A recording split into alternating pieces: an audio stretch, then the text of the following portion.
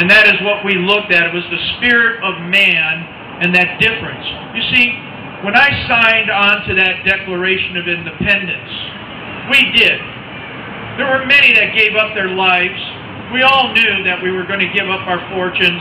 And I heard this other young man speak to this idea of Mr. Wallace. William Wallace, his name was.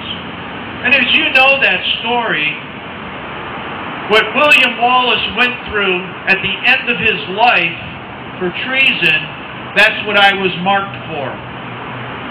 Many do not understand that when you're called the names, I was called all sorts of names. The Brewster, the Yeaster, that smelly one. And then it came even more so. Treason. Treason. And how I stood against tyranny, I was called out for treason, and I was marked. You see, what happened at Lexington was as much as General Gage, then Governor Gage, sending the troops because he finally found out where myself and Mr. Hancock were. And he sent the troops to Lexington to first arrest us, was their first mission. Then their second mission was to secure the powder and the arms. But Mr. Revere did come, and he warned at the house that I was staying at, and myself and Mr. Hancock were able to run to the woods. And we heard those shots. And I have to be honest with you, because of the proponent of liberty that I was, I raised my hands to heaven. I said, thank God we are now moving forward with a full commitment to liberty. The Declaration of Independence came. That war that we fought bitterly. I was very involved in that. I was very involved in bringing that militia together and those Minutemen together all through Massachusetts. I was involved in taking and making sure that the health care of the troops was secure, as bitterly and difficult that it was.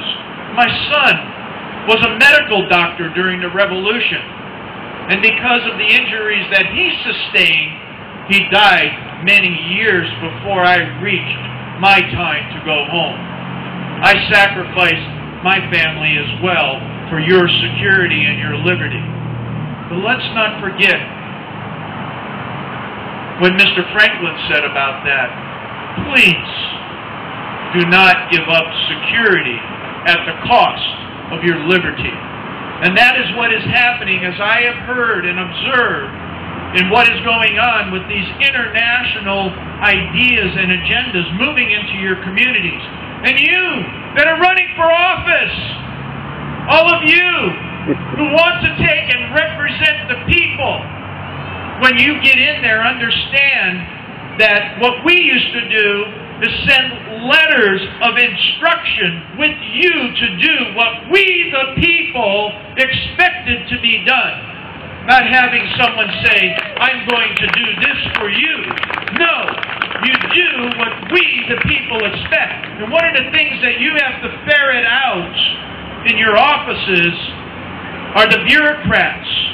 And what I understand is the bureaucrats that are in planning and the bureaucrats that are imposing these international regulations are the ones that need to be pulled back in check.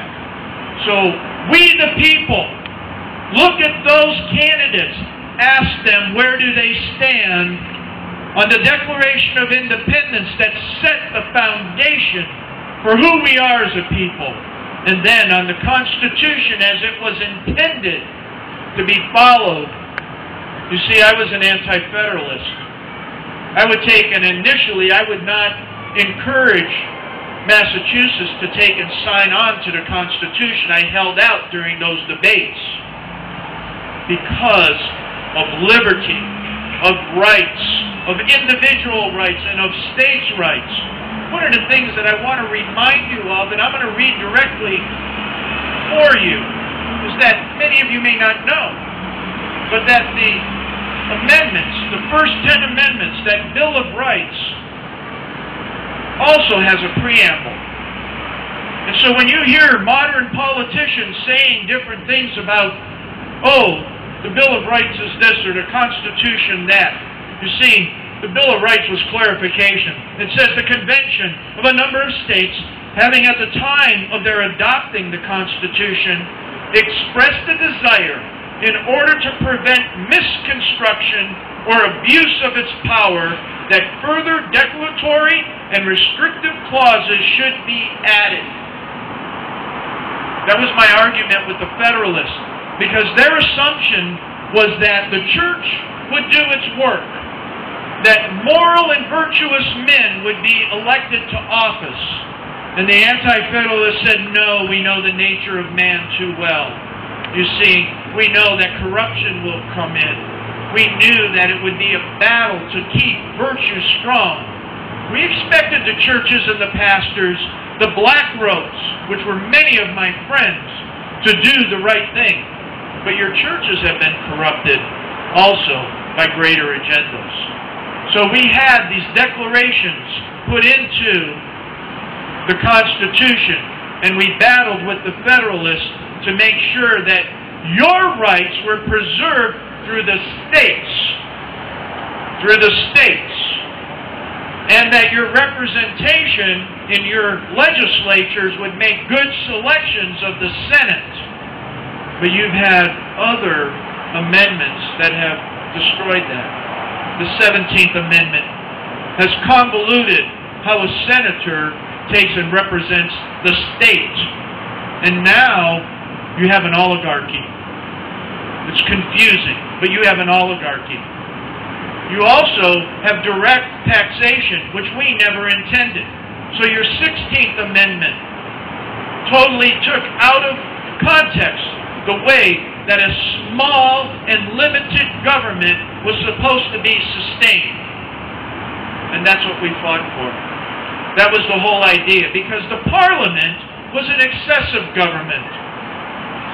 And they imposed so many different things upon us. But now today, you're having those same impositions placed upon you.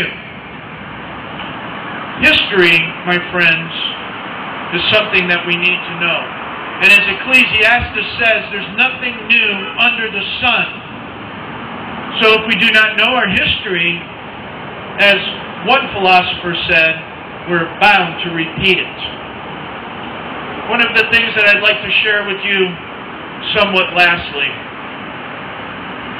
as it was well said that I quoted before, it does take that small minority to light the fires of liberty.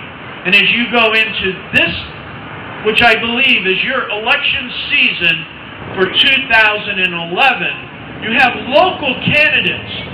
As I have seen, the enemy, even in my day, would look to take local government over. And as I have looked across time, that's what I've seen. So you need to understand the candidates that are running here. You need to find out about them and find if they hold to those principles of truth and faith and government that we left to you, our posterity. And find out if they will represent you according to we the people.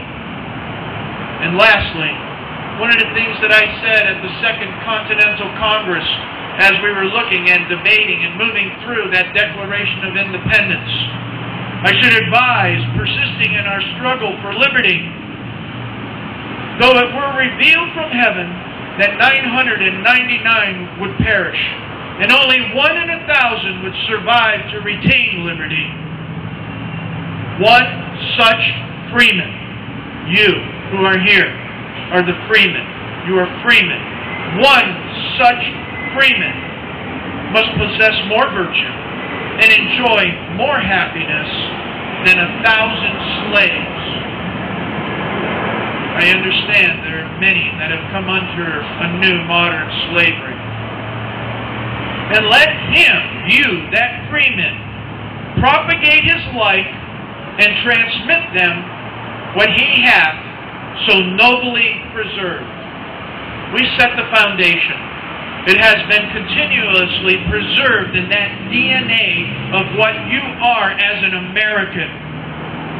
You need now to transmit it. You need now to hold accountable those that are elected. You need now to take and raise more of yourselves, replicate yourselves, and go before those local governments. You need to go before the bureaucrats and question them and query them.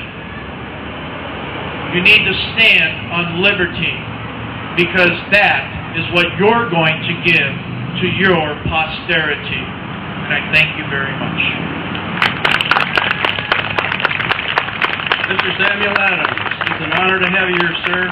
Thank you very much.